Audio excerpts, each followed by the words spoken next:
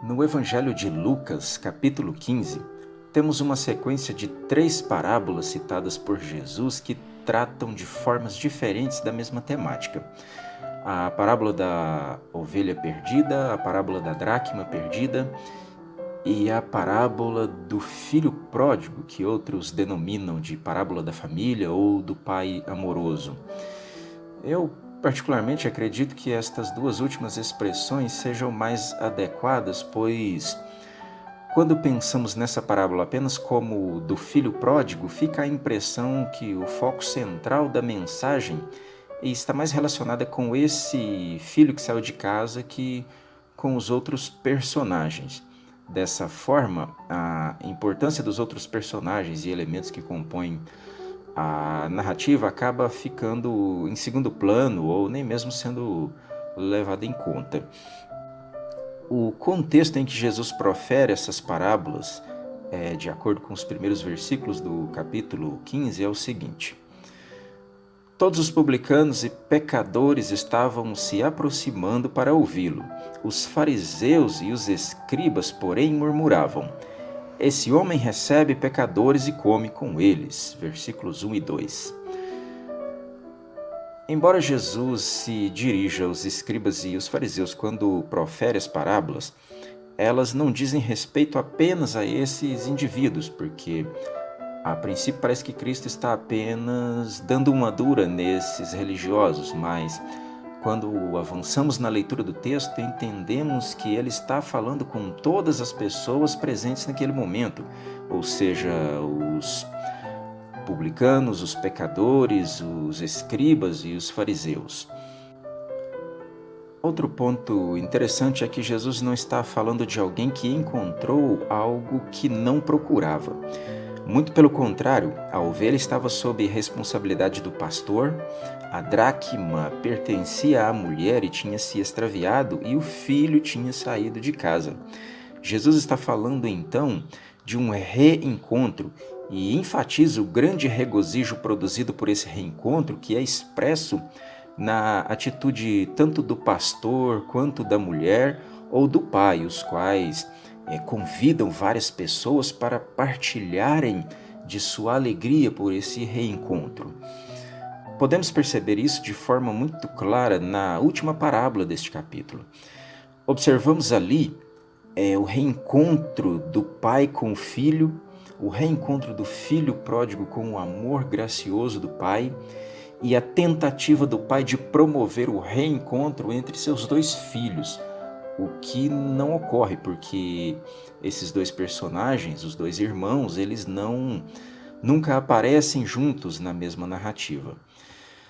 Um ponto fundamental nesse texto se refere ao momento em que o filho que saiu de casa, quando se vê em dificuldade, ele chega à seguinte conclusão. No versículo 17, foi quando, caindo em si, falou consigo mesmo: quantos empregados de meu pai têm comida com fartura e eu aqui morrendo de fome? E a partir dessa conclusão, ele elabora uma narrativa, um pedido de desculpas. Pai, pequei contra o céu e contra ti. Não sou mais digno de ser chamado teu filho. Trata-me como um dos teus trabalhadores.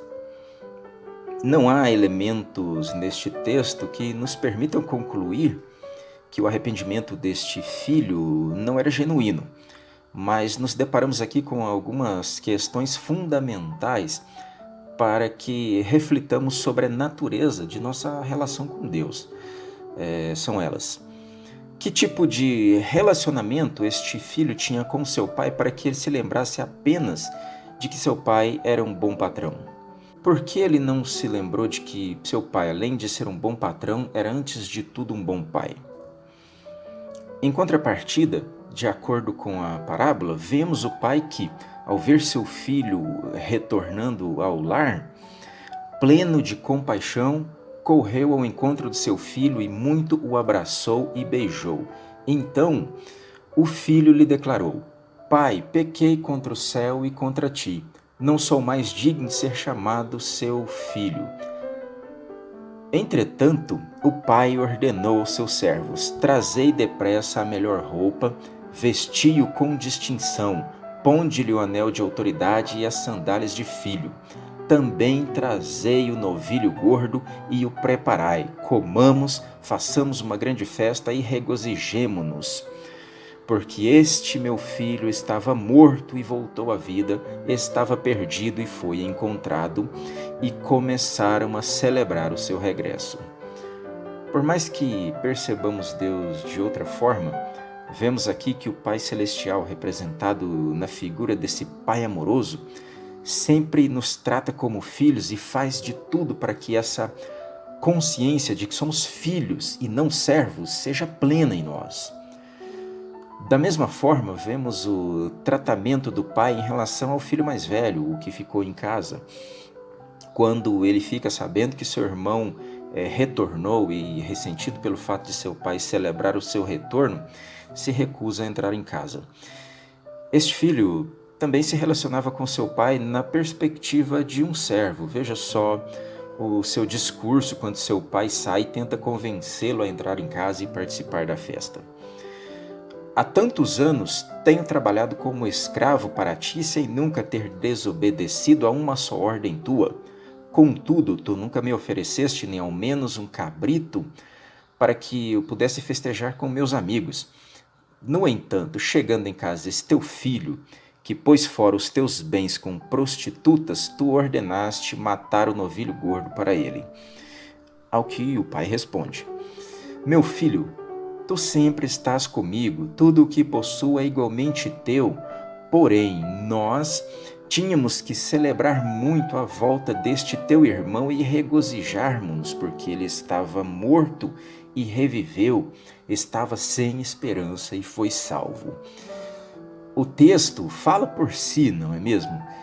É um filho que, sendo proprietário e podendo a qualquer momento usufruir do produto de seu trabalho, agindo como um servo, um mero escravo e esperando receber uma recompensa pelo serviço prestado. Como eu disse no início, Jesus não está se referindo apenas aos publicanos e pecadores representados na figura do filho mais novo, nem tampouco se referia somente aos escribas e fariseus, aqui representados na figura do filho mais velho.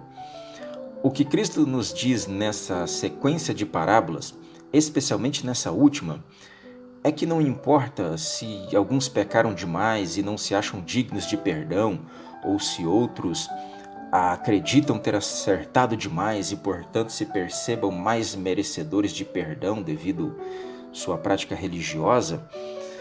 Deus sempre nos trata a todos, publicanos, pecadores, escribas e fariseus, a partir de seu amor gracioso, da disposição de seu coração de nos redimir da mera condição de servos, de escravos do pecado e de nossas paixões, as quais nos dividem enquanto irmãos e nos distanciam de Deus, o Pai, e que impedem que vivamos plenamente como uma família.